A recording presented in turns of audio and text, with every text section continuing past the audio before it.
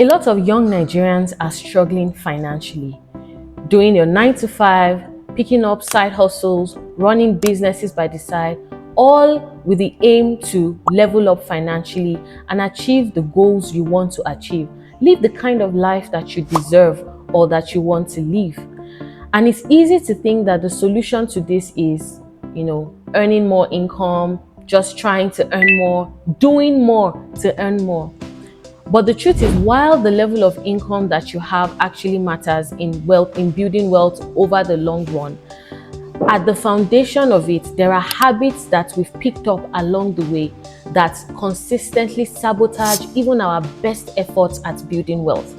And in this video, I'm going to be sharing with you 7 of those habits that might be keeping you stuck financially. These habits might be responsible for keeping you in a loop. Now, the first habit that I want to share with you is saying I will start saving when I earn more.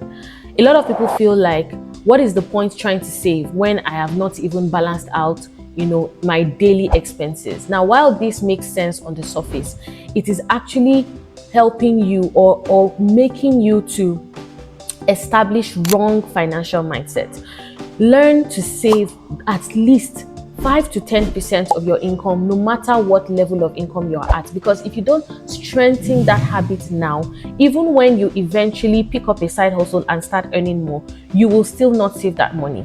The second habit that a lot of people have is trying to keep up with the Joneses, spending to impress people. You're attending parties, you're buying asoebi, showing up at expensive restaurants just so that you don't feel left out from your circle of friends. If you have that kind of circle, maybe you should consider upgrading your circle to people who actually will help you and challenge you to think like a wealth creator.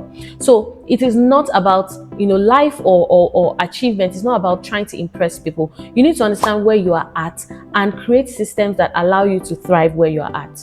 The third habit that people have is not having a clear system for tracking your money. Money comes in, money goes out. In speaking with a lot of young people from my community, I realized that a lot of people don't even know how much they actually earn from all their side hustles and what it is costing them to live on a daily basis.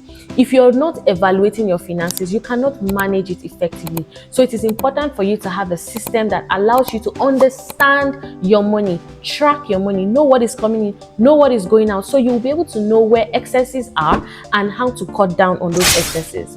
Number 4 habit that is very, very, very popular that a lot of people don't pay attention to is delaying financial education.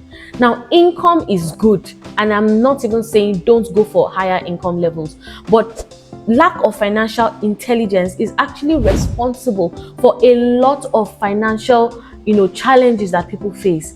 How do I earn more income? How do I budget? How do I create a system for myself financially? How do I save? How do I invest? What are the investment vehicles that are available for me? How do I allocate my portfolio?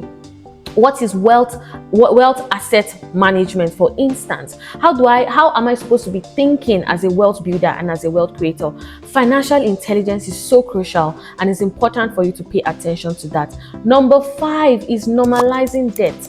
Now, I know that the economy is the way it is, especially as Nigerians right now, but debt holds you back. It drags you down. It slows down your wealth creation journey. And I know a lot of people will argue with this. Oh, it is okay to borrow to start a business. But the truth is, if you've not managed the little you have and learned to grow what you can start with into that business, you have no business trying to borrow. Because if you've not managed the little you have, just adding debt to that is just going to compound your challenges. So before you even think about borrowing, even for business, you need to have mastered how to manage the little that you have. And don't even think about borrowing for lifestyle, because when you spend on that lifestyle, goal that you have, where is the money to repay the debt going to come from? So let us stop normalizing debt. It is actually not the best way to go.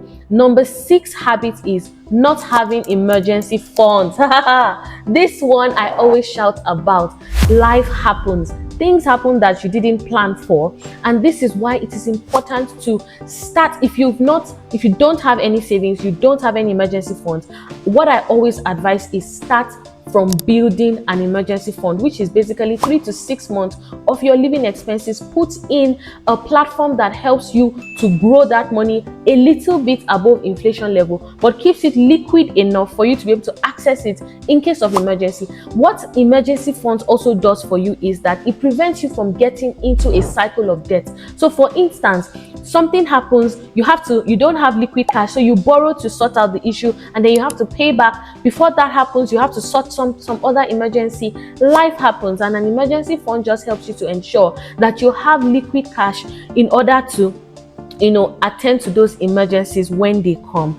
And then the final mistake or habits that people have is having absolutely no plan for growth in your personal life, growth in your career, growth in your business. When last did you read a book, for instance? When last did you take a course to help you become more valuable, in your career and in the things that you do? Work on building your financial literacy, work on savings, work on building an emergency fund. If you do not, pay attention to them, you will stay stuck financially, because you will just find yourself in a loop.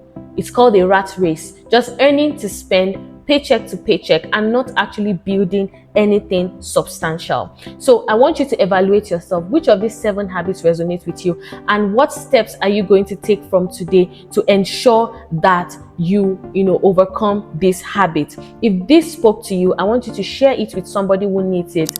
Share your comments on how you're going to work on this habit in the comment section, and subscribe, because in this community we are building wealth and growing financially together. I will see you in the next video.